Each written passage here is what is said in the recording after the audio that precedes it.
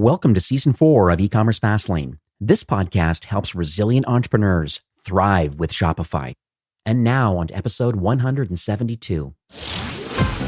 You're listening to E-commerce Fastlane, the podcast show to help you build, manage, grow, and scale a successful and thriving company, powered by Shopify. Listen to real conversations with partners and subject matter experts as they share proven practical strategies, platforms, and the best Shopify apps to help you accelerate your business. The time is now for you to improve efficiencies, grow revenue, profit, and lifetime customer loyalty. Please welcome your host, startup founder and strategic advisor, Steve Hutt.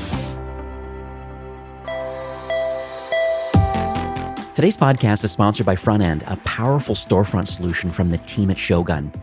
If you're tuned into the e-commerce space, and you likely are since you're a subscriber here at E-commerce Fastlane, you've no doubt heard about going headless or building a headless commerce storefront. And if you've gone as far as exploring some of these headless solutions, you know there's an incredible amount of info to wade through and to consider when making a storefront pivot. You may have heard that headless commerce means a move from a commerce-led to a content-led solution, or maybe you've heard that it represents a lean-in more towards an API-first approach. Either way, as with any largely uncharted territory, it can be hard to work out what's growing faster, the technology or the terminology. The great thing about headless commerce is that it can get your Shopify store to load incredibly fast, eliminate the compromises when it comes to your brand's look and feel. You get full front-end control and flexibility, which will help you convert more of your website visitors. Amazing brands like Groove Life, Nomad, OneBlade, and so many more have taken their storefronts headless using Shogun's front-end platform. You can increase your conversion rate with a less than 1 second page load, and more importantly, you can empower your e-commerce team to manage content more efficiently with Shogun front-end. They truly are the next generation in e-commerce experience platform. Request a demo and see what this front end can do for your Shopify brand. You can check them out at getshogun.com. That's GETSHOGUN, getshogun.com/front end for more details. Well, hey there, it's Steve, and welcome back to the E-commerce Fastlane podcast. Now, if this is your first time listening, this is an e-commerce show where we have honest and transparent conversations about building and thriving with your store powered by Shopify or Shopify Plus. Now, new episodes are available twice weekly with your favorite podcast players like Apple Podcast, Stitcher, Google Play, Spotify, and many more. You can also stream current episodes, including a very relevant back catalog, directly from E-commerce Fastlane. I think as of today's recording, there's 170 some episodes. So there's a lot of content, a lot of great show notes and offers and discounts, and just great education components available on all of these partners that are kind of aligning themselves, and agency partners too, that are aligning themselves with the Shopify ecosystem. And so if you're ambitious and you're a lifelong learner, I can guarantee today is going to be an excellent podcast recording. It's near and dear to my heart because I feel that entrepreneurs are wearing a lot of hats. And because they wear a lot of hats, sometimes they have a little bit of a challenge of deciding on where they can best utilize their time. That's one thing that's very finite in this world is we can't make more time. That's one thing about my guest and their platform is really helping Shopify entrepreneurs. And my guest name is Sarah Du, and she is the co-founder and CEO of a company called Alloy. I'll give you the URL near the end of the show. But what they are is they're a no-code kind of automation tool, and they help Shopify merchants save time, which everybody needs, and they help automate a lot of tedious marketing tasks, fulfillment tasks, and a lot of operational tasks that are happening from within your Shopify store, but then any other connected platform or tool that's important. Really, really interesting. I want to do a quick quote. I have to shout out to, I would say my brother from another mother, but Nick Sharma, who's the founder and CEO of Sharma Brands. And he makes a really good comment about, and a shout out to Alloy, talking about, it says, Alloy's automation tooling is a game changer for D2C brands that want to 10x their marketing. There is no other tool that lets you connect all of your data and action across SMS, email, ads, and analytic apps. For marketing or product focused operators, Alloy frees you to do the things that you're best at while creating a stellar experience for your customers. So I really feel that quote really summarizes the power and the flexibility that's available with the Alloy product. So let's welcome Sarah to E-commerce Fastlane. Hey, Steve. Thanks for having me. My pleasure. So hopefully I didn't butcher at the top of the show, but let's talk on a high level first. It's always great to hear from the founder in their own words about like why you're building what you're building and the problems that you're currently solving for Shopify store owners and brands.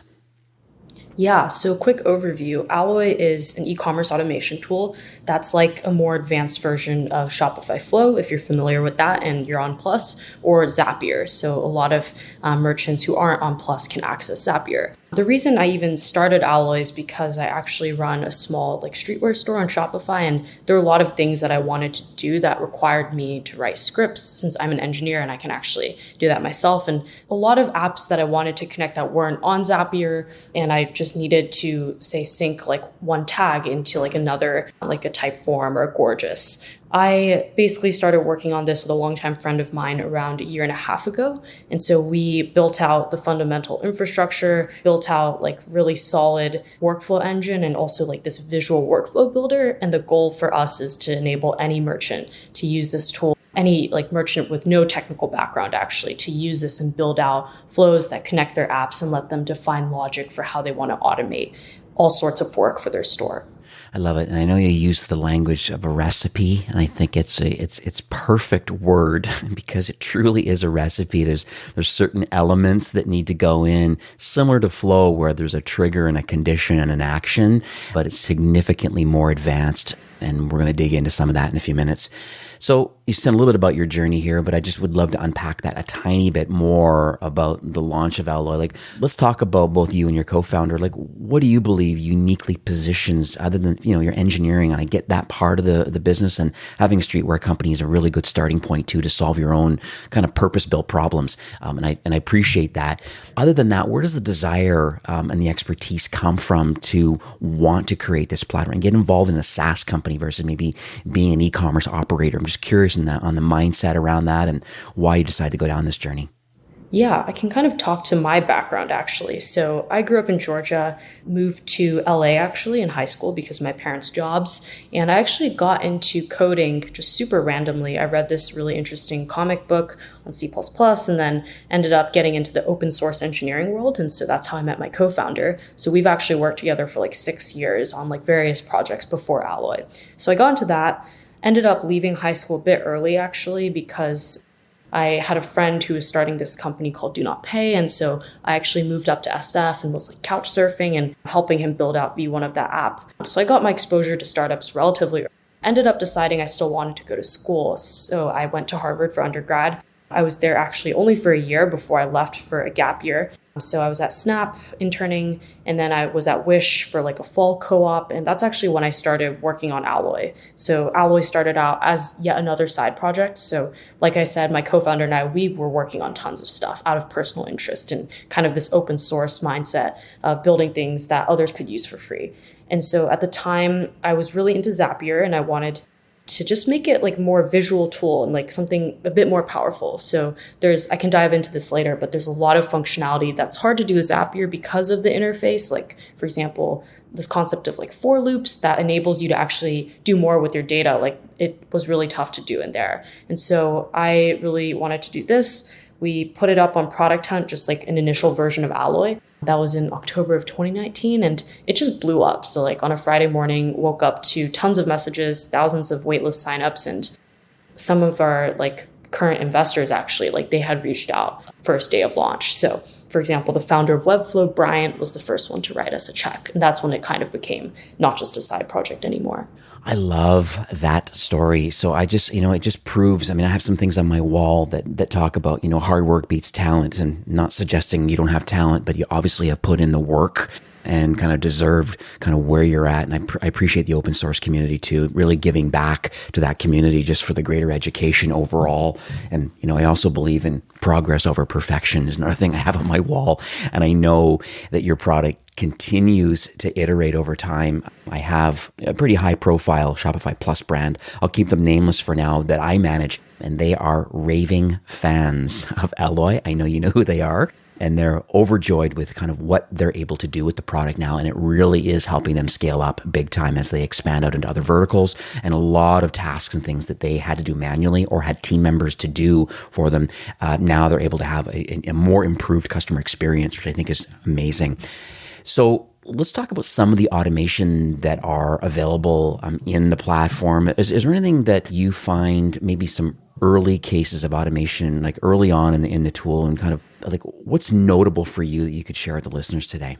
Yeah, so early on, I think we found like three bigger categories of workflows that we wanted to automate. So marketing was one, as people have been adopting more SMS, email, and even just push notification tools. There's a lot of data that you collect across these different apps, and you have this customer profile that's pretty disjoint. You have different pieces of data in your different tools, and so we actually help coordinate that and almost act like this customer data platform, or this way to send the right, or collect the data all in one place and then actually send more personalized marketing messages. So that's just one example in marketing. We also have use cases in fulfillment, and then also operations at large. And so actually operations is something that founders tend to do for a while, all these various, restock tasks, transferring or even doing customer support and getting all the right data to then support priority customers, or even understanding how to help a customer. So drastically reduces the amount of time you're spending on some of these tasks, or even enables you to do things you couldn't do before. So an example workflow there is if you use Recharge for subscriptions, and you use Yotpo for loyalty, we can let you set up a workflow that counts the number of renewals of a subscription, and then does bonus points if you hit 10 renewals or whatever you want. We essentially let you define the logic to do that. And so automation can fall under many different use case categories, but also you either automate stuff that you were doing before manually, or you can actually enable things that weren't possible before because of data. This is amazing. So Plus brands, I know you mentioned it, they have access to Shopify Flow. I think it's a value prop. Along with Launchpad and scripts, maybe increased API calls, maybe access to the merchant success team. There's quite a few extra perks, and typically brands, upwards of $1 million annually in GMV, they usually mature themselves up into Shopify Plus world just because the value is there. There are lots of brands that are still on core in the Shopify advanced world that are doing millions in revenue, so you don't necessarily have to go to Plus. I think I'd argue probably that those that are doing millions on core are likely slowing their growth down based on getting access to what the Plus platform can give to a brand. And so we have Flow available, and you mentioned Zapier a little bit, and I'm sure there's others in the ecosystem that are, I guess, trying to offer ways of connecting different platforms and tools and things to get an outcome, really to save a lot of time. And so what are some of the main reasons why you believe that Shopify brands, certainly on the core side, but then even on the Plus side, why are they making the choice to use Alloy today? So I think I kind of touched on this earlier, but we spent a lot of time building out the eng infrastructure for this product, the workflow engine. And there's some more complex functionality, like being able to iterate through line items in an order that requires a for loop, or for example, branching. So being able to visually see all the different paths of actions you want to take. That requires a bit more engineering, and we spent the early days doing that. And so we actually enabled a lot of use cases through that. And that's what is actually more interesting about our tool compared to a more straightforward data sync tool like a Flow or a Zapier, because we're actually here to let you define logic that's multi-branch, multi-step. Our workflows tend to be a lot larger than those on Flow or Zapier, and that's what makes our largest customers super happy, because it is enterprise level. So let's talk about how you actually do an automation, because I think it's easy for me to talk about it and I can visually see it when I log into one of my merchants' accounts, and I can actually see some of the flows that are currently, or recipes, I guess we should call them, that are activated right now currently. And there's really, the world's your oyster. You have a lot of pre-designed ones that are kind of best practices that I know just keep nonstop expanding based on customers' use case. And you're like, hey, maybe others could see value in that. So I know you continue adding on those, but just how difficult in general is it to set up automation, and maybe walk us through a little bit of that. Yeah, it's actually super easy. So you'll actually see, even on our landing page, we explained this. So there's basically 3 components to a workflow. You set up a trigger, which is the app that will trigger the workflow and an action within that app. So an example of that is when a Shopify order is paid, or for example, when a recharge subscription is renewed.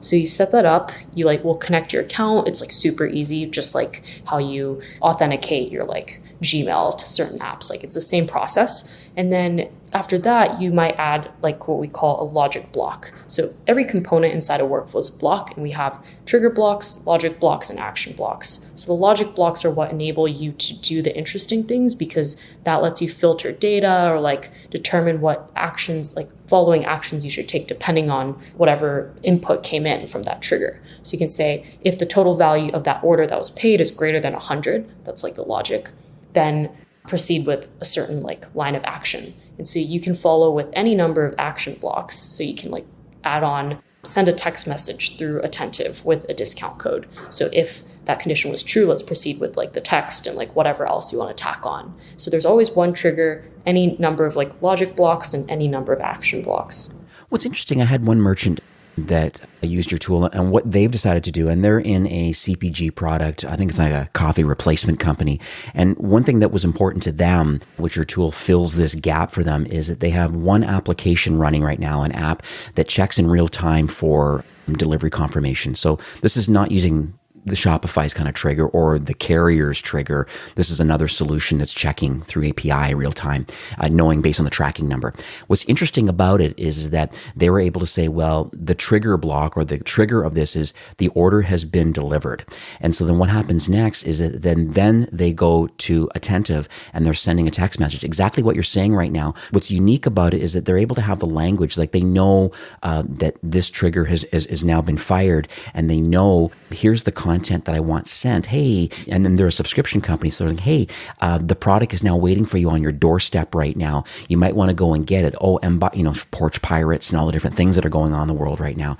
What's great about it is that they also give them some information about, hey, here are some interesting recipes that are available now that this product's available. And I think what they're trying to do is they're trying to avoid churn. And the most important thing is let's engage the customers exactly, because a lot of times you don't even know. If you only had a notification email sent to you saying your order has been received, or order has been delivered, you may not read your email until later on in the evening because you're busy, where a text message, as we all know, it has that attention right now. And so it's amazing with your tool to be able to do that and saying, hey, it's been delivered and it's some kind of an action. Really, the world's your oyster. And really, we have hundreds of recipes available inside your tool. There's a lot of things in there that I think could really differentiate a brand over based on, just doing things basic or very manually. Ally really helps. Yeah, our whole ethos is enabling smaller merchants to get started with automation as well, because you want to set good foundations for your store. And so the marketplace is just a starting point. And so we have around 100 recipes in there now, and it's going to expand, especially as we let merchants share those as well. So let's dig into a story. I think it's always unique, on this podcast to actually hear an actual live customer and what they're doing with the application and the kind of value that they're getting out of it. So is there anything top of mind that you can think of? One of your customers, and then anything that you can share kind of publicly about maybe their use case with the product?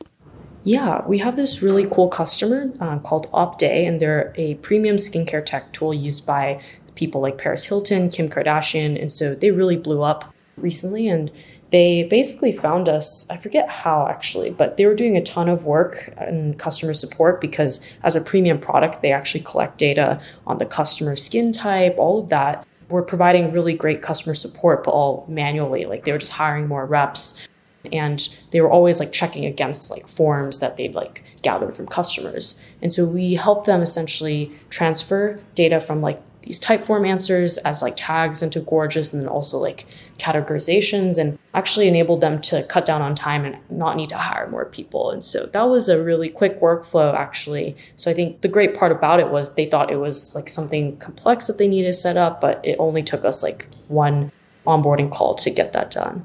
And I'm sure there's so many other use cases of, and I think that's the big takeaway I'm getting from this, is that if there's any task that is taking time that you believe that you could be doing other things, and you've broken it down into different areas of things, of tasks that can be automated, I think that's what the purpose of today's episode is. Just let people know that there's technology out there that can really help.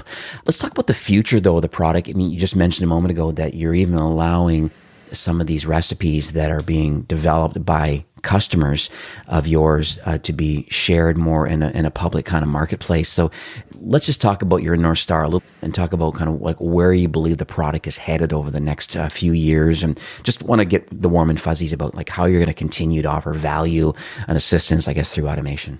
Yeah, our goal is really to build out the community side of things, because there's so much value to a community where people are sharing best practices, like their experiences with different apps. Something we've seen is actually a lot of our customers will ask us what our thoughts are on like various SMS apps, subscriptions apps, and we can provide an objective view of like, oh, you're this size, you're like in this vertical. We've seen others in like a similar stage and space like using this. And so we'd like to like really make this a community and like let others like share their thoughts, because we've seen people in Slacks and like Facebook groups doing this. And so we want to also like provide a space for that, and then also actionable recipes that you can get started with. It's really cool when we can suggest workflows to users that are used by like brands that they look up to. And I think there are scenarios where brands would like to also share, let them say, this is something we use, like others in this space, feel free to use this. And so I really want to build out that. And then we also want to enable more of our partners as well. So we work really closely with a bunch of other apps because we integrate with them. And so we actually essentially let them connect to the 90 other apps on our platform, because, once they integrate with us, they can send data to all these others. And so we want to continue doing the co-marketing, but also just discovering interesting use cases with them to then put onto the marketplace as well. And so partners and merchants, we can work together to find a lot of value out of automation. Which is interesting too, looking at the website, there is like all the major app partners are literally, I mean, not all, but a lot of the big ones that I think are notable. I mean, you mentioned Attentive, and I love Aftership. I think they have a great product. I'm looking, just going through some of the lists here. A lot of these companies I've had on the podcast, Delighted for a great kind of post-purchase kind of survey companies. You mentioned Gorgias already. There is, Klaviyo, which is kind of one of the leading marketing automation platforms out there. Returns management, through Loop. Okendo for reviews. OmniSend again for email and marketing automation and SMS. There's a massive list here, and it sounds like this is an ongoing project, because really the whole idea is to play nice in the Shopify world, and these pieces of technology are going to be in the admin. I mean, what I always talk about on this podcast is that Shopify does 80% of commerce very well. It's just that final 20% needs to be filled in, typically with someone in the partner kind of app ecosystem to do whatever the task is that needs to get done.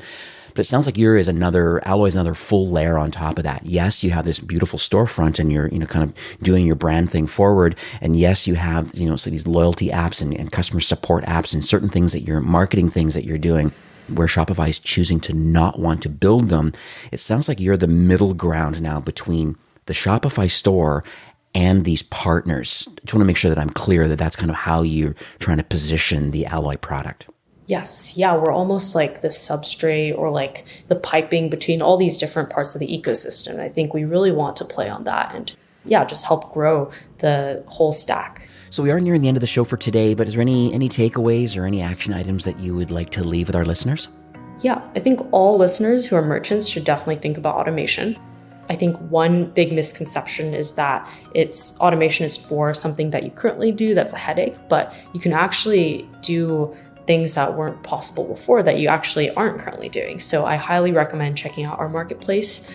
And even before that, maybe you can start thinking about like your wish list of things you wish you could do with the data you have, or like new marketing tactics and fulfillment strategies. And we can, you can always call us and we'll help you with that. So yeah, never discount automation.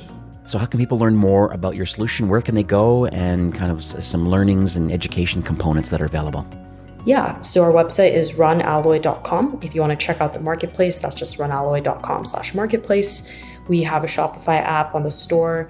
I believe the URL is just like the Alloy name. And then we have a very active Twitter, and all of our handles are Alloy Automation. I know we spoke offline before recording today, and I understand that you would like to share an offer for those that want to get under the hood a bit and maybe take it for a test drive. So maybe you can give some details on that. Yes, so we're giving a 10% off code to all Alloy plans if you sign up through the e-commerce Fastlane website. So the URL would just be ecommercefastlane.com/alloy. So please check that out. Perfect. And that will redirect to a nice landing page. There is a coupon code available. I'll have that all in the show notes. And a neat little landing page has been put together just for Fastlane listeners.